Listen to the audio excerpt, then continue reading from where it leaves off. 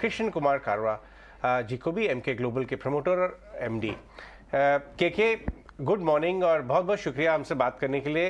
Very happy new year MK के पूरे team को 18 स्वदेश की तरफ से। धन्यवाद धन्यवाद एंड आपको और आपके सभी दर्शकों को नए नूतन वर्ष की शुभकामनाएं। Thank you. क्योंकि मैं आपसे ये जानना चाहूँगा 2022 का अगर हम एक रियरव्यू मिरर में देखें और उस रेफरेंस से जो आगे आने वाला साल के जो इश्यूज दिखते हैं, सबसे बड़ा डर कोविड कहीं वापस ना आ जाए। एज रिसेंट एज पिछले हफ्ते कोविड की आहट भी बाजार को एकदम डरा के रख देती है और बहुत स्वाभाविक भी है। फिर हमने देखा इन्फ्लेशन का इशू, वॉर का इशू, चीज़ें धीरे धीरे सिमटती हुई नजर आ रही है। क्या आपको लगता है कि 2023, देखिए फोरकास्टिंग तो बहुत डिफिकल्ट बिजनेस होता है, लेकिन जो फंडामेंटल फैक्टर्स आप मॉनिटर कर रहे हैं उसके हिसाब से आपका अजम्पशन क्या बन रहा है बाजार का हाइपोथेसिस 2023 के लिए? देखिए, ऐसा अगर आप यूएस मार्केट्स को देखिए तो पिछले साल बहुत बड़ा नुकसान रहा। अब बॉन्ड मार्केट वहां पे कुछ 18-20% डाउन थे और इवन आपके S&P 500 वॉज 20%, काफी जबरदस्त वहां नुकसान रहा। और वहां पे इन्फ्लेशन, इंटरेस्ट रेट्स, अब आने वाले समय में इन्फ्लेशन वहां पे पीक हो रहा है या interest rates second half of the year में घटना शुरू होंगे, ये सब बड़े बड़े क्वेश्चन है। यूरोप में रिसेशन की सभी बात हो रही है। तो अगर आप ग्लोबल एटमॉस्फेयर देखें और इंक्लूडिंग चाइना, चाइना में भी post the election of the री इलेक्शन ऑफ द प्रेसिडेंट, उन्होंने एकदम अबाउट टर्न ले लिया उनकी कोविड पॉलिसी पे। और उसका क्या इम्पैक्ट होगा और आने वाले समय में 2-3 महीने बाद चाइना जैसे फुल्ली ओपन होगा तो उससे ग्लोबल उनके कंजम्पशन और मेटल्स वगैरह पे क्या इम्पैक्ट होगा। तो बहुत ज्यादा मूविंग पार्ट्स है अभी माहौल में। तो ये ग्लोबल माहौल इतना ज्यादा अनसर्टन है, उसमें अपने यहाँ तो एक्सपेक्टेशन एज ऑफ टुडे तो यही है कि अगले साल भी अपना जीडीपी ग्रोथ 6-6.5% होगा, जबकि ग्लोबल रिसेशन, आज ही आईएमएफ का स्टेटमेंट है कि 1/3 of the global economy could possibly be in recession. तो ये विचित्र सिचुएशन है कि ग्लोबल अनसर्टेनिटी बहुत ज्यादा है और अपना जो डोमेस्टिक माहौल है वो काफी स्ट्रांग है। अब ये स्ट्रांग पिछले साल जरूर रहा, आने वाले समय में 2023 में या 23-24 फाइनेंशियल ईयर में ये 6-6.5% जो जीडीपी ग्रोथ एक्सपेक्टेड है, क्या अपने कर पाएंगे? तो ये माहौल में आई थिंक वॉलेटिलिटी बहुत ज्यादा रहेगी मार्केट में। जैसे जैसे ग्लोबल न्यूज फ्लोज आते रहेंगे, अपना मार्केट भी उसको रिएक्ट करते रहेगा। आपने कहा कि 2 हफ्ते पहले थोड़ी सी कोविड की बात शुरू हुई और अपना मार्केट बहुत जोर से घटा। तो आई थिंक वो एक फंक्शन है, शायद ओवर वैल्यूड था मार्केट उस समय, या कुछ अच्छी रैली हो गई थी स्मॉल कैप मिड कैप्स में एंड मार्केट को थोड़ा भी डर लगा कि we could be under pressure because of covid, तो सभी इन्वेस्टर्स एक साथ ही बेचने निकल गए। तो आई थिंक ये 2023 में भी यही रहेगा एंड सेल वोलेटाइल मार्केट रहेगा। बहुत ही शार्प ट्रेडर्स रहेंगे, वो पैसा बना पाएंगे। इन्वेस्टर्स को बहुत पेशेंस रखना पड़ेगा। बिल्कुल, ये तो आपने एकदम सही कहा कि अटेम्प्ट तो बहुत लोग करते हैं, लेकिन सक्सेसफुल ट्रेडर्स एक बहुत ही एक ऐसे प्राणी होते हैं जो बहुत कम होते हैं और हम सब कोशिश करते रहते हैं वो बन जाए, लेकिन हम ही जानते हैं कि कितना सक्सेस है उसमें। कृष्ण, ये बताइए कि आपकी जो पोर्टफोलियो कंपनीज हैं, जिन कंपनीज पे आपकी कंपनी यूनिवर्स ऑफ कंपनीज को रिसर्च करती है या आप खास तौर पे खुद देखते हैं, वहाँ पे इस समय अर्निंग्स का माहौल कैसा है? आप खुद भी बहुत सारे प्रमोटर्स से बातचीत करते रहते हैं। इंडिया इंक का जो प्रॉफिटेबिलिटी आउटलुक है, बिजनेस कॉन्फिडेंस है, आप क्या आप पिक कर रहे हैं जब उनसे बात करते हैं या डेटा देखते हैं? तो अगर सेक्टर वाइज देखा जाए तो डेफिनेटली बैंक्स वगैरह में तो कोई कहीं कहीं पे भी कोई टेंशन नहीं है इन terms of credit growth, profitability, NPA वगैरह। तो वो सेगमेंट आई थिंक जो एनपेशन है उससे बेहतर ही परफॉर्म करेगा, ऐसा अनुमान लगता है। इवन आईटी कंपनीज में परफॉर्मेंस वाइज कोई नेगेटिविटी नहीं दिख रही है। हालांकि ऑर्डर बुक वगैरह स्लो डाउन वगैरह जरूर है, लेकिन मार्जिन वगैरह शायद इंप्रूवमेंट दिखेंगे आने वाले समय में, बिकॉज एट्रिशन और वो सब जो प्रॉब्लम्स थी उनको 6-8 महीने पहले, नाउ वो सब नहीं है। तो ये दोनों सेगमेंट जो बड़े सेगमेंट है, ऑलमोस्ट 50-55% ऑफ निफ्टी का वेटेज है, वहां पे कोई चैलेंजेस नहीं लग रहे हैं in terms of earnings estimates as of today.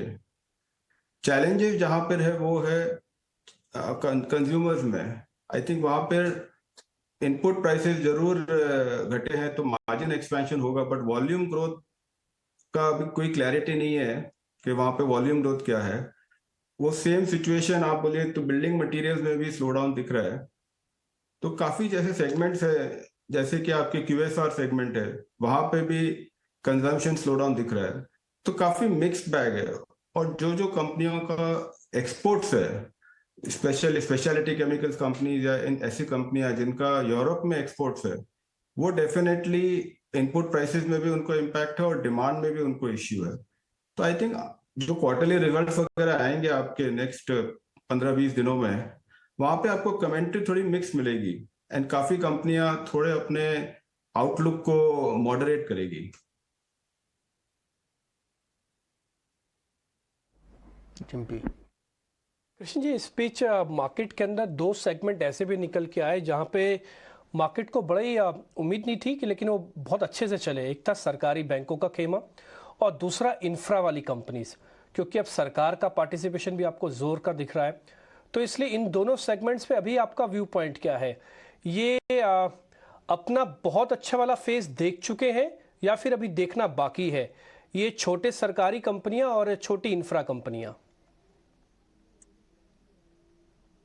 तो जब कोई भी सेक्टर में टेल विंड होता है तो सबसे ज्यादा रिटर्न्स बनते हैं जो वीक सेगमेंट या वीक पार्टिसिपेंट्स है।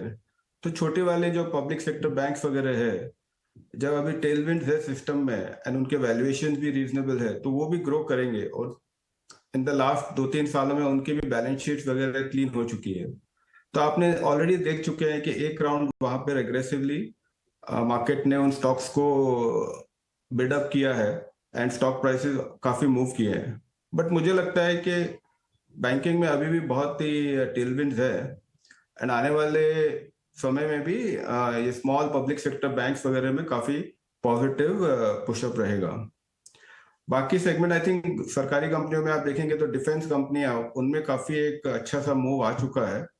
वहां मुझे लगता है कि शायद थोड़ा कंसोलिडेशन रहेगा, जबकि उसके बाद फिर से उसमें मूव आना चाहिए।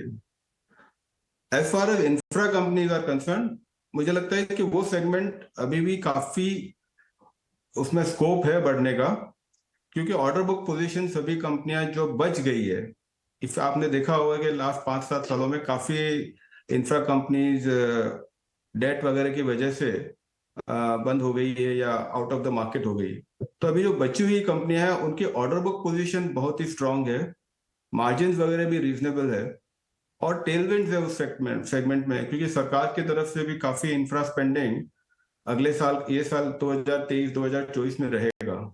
तो वो सेगमेंट आप ऑलरेडी देख रहे हैं कि मार्केट भी रिकॉग्नाइज कर रहा है और वहां पे जो वैल्यूएशंस है कंपनियों के वो रीजनेबल है।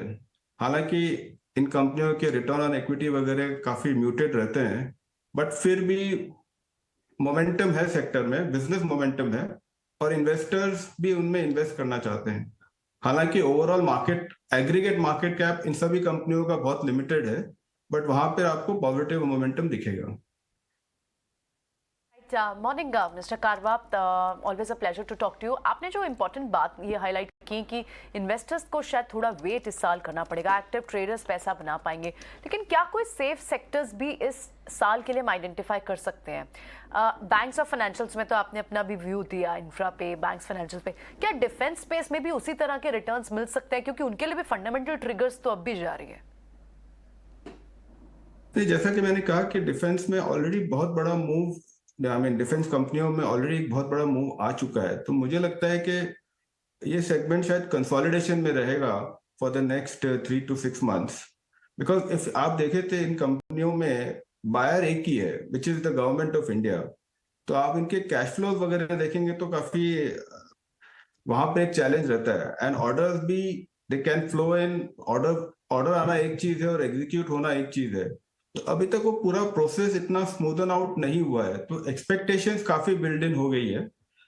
बट शायद रिजल्ट्स आने में इन कंपनियों के प्रॉफिट्स वगैरह उस हिसाब से मूव करने में शायद अपने थोड़े आगे पीछे हो सकते हैं। तो इसलिए मुझे लगता है कि शायद ये कंसोलिडेशन में फेज रहेगा। आपने कहा कि और कोई सेक्टर जहां पर आपको जहां पर बेटर हो सकता है, तो मुझे लगता है कि इंश्योरेंस बिजनेस जो है वो लास्ट 3 साल से काफी कंसोलिडेशन और स्टॉक प्राइस करेक्शन भी हुए हैं। वो सेगमेंट में आई थिंक पॉजिटिविटी रहनी चाहिए एंड स्टेडी रिटर्न्स के हिसाब से अगर इन्वेस्टर उस सेक्टर में इन्वेस्ट करे तो आई थिंक उनको रिटर्न्स बढ़िया बनेंगे। दूसरा दो जो सेगमेंट है वो आपके एएमसीज, वेल्थ मैनेजमेंट कंपनीज और ब्रोकरेज हाउसेस, आई थिंक ये सेगमेंट भी कंसोलिडेशन में है अभी। इन्वेस्टर्स जिनको थोड़ा लॉन्ग टर्म सोचे तो वो सेगमेंट में इन्वेस्ट करें तो आई थिंक अच्छे रिटर्न्स बनने चाहिए। यहाँ से रिस्क बहुत कम है उस सेक्टर में। कृष्णा, ये हमने देखा है कि मिड कैप इंफ्रा कंपनीज, एक तो आपको याद होगा, आपका इतना लंबा अनुभव है कि 10-12 साल पहले इंफ्रा कंपनीज मार्केट का डार्लिंग बन गए थे और इंफ्रा स्टॉक बड़ा मार्केट कैप कमांड किया करते थे।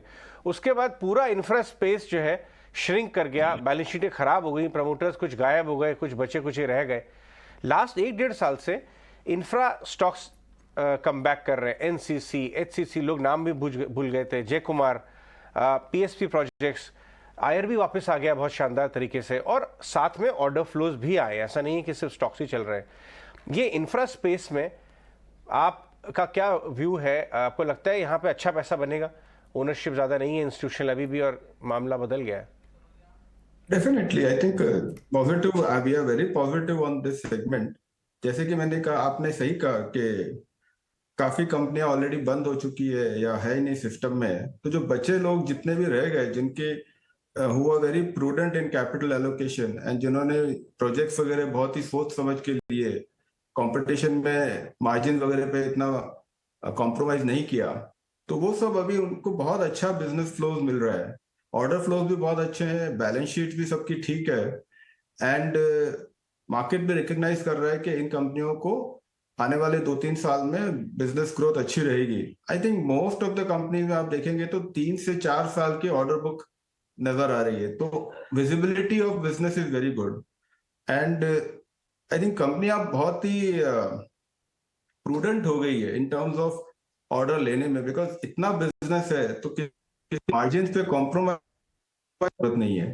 तो ये सभी कंपनियों में अच्छा स्टॉक प्राइसेस मूवमेंट होना चाहिए। बट आई थिंक एक प्रॉब्लम इस सेगमेंट में है कि aggregate market cap of all these companies together is very small. तो हम कितना पार्टिसिपेट कर सकते हैं बड़े इन्वेस्टर्स, इंडिविजुअल इन्वेस्टर्स के लिए बहुत ठीक है, बट शायद इंस्टीट्यूशनल इन्वेस्टर्स के लिए अपॉर्चुनिटी बहुत लिमिटेड बन रही है इन सेगमेंट में।